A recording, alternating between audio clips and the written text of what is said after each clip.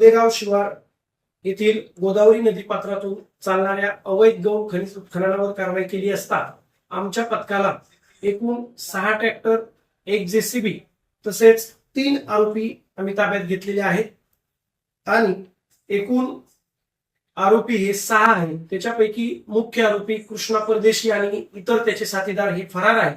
त्यांचा शोध चालू आहे.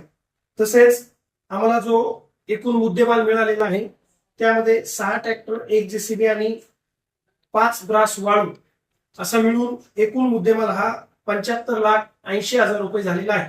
हा मुद्देमाल आम्ही ताब्यात घेऊन नेवासा पोलीस स्टेशन मध्ये गुन्हा दाखल करत आहोत. ही माननीय श्री सोमनाथजी घारगे सर यांच्या मार्गदर्शनाखाली तसेच निर्देशाने चालू आहे. अशीच कारवाई यापुढेही नेवासा पोलीस स्टेशन हद्दीसह इतर अहिल्यानगर जिल्ह्यामध्येही अवैध धंद्यावर चालू.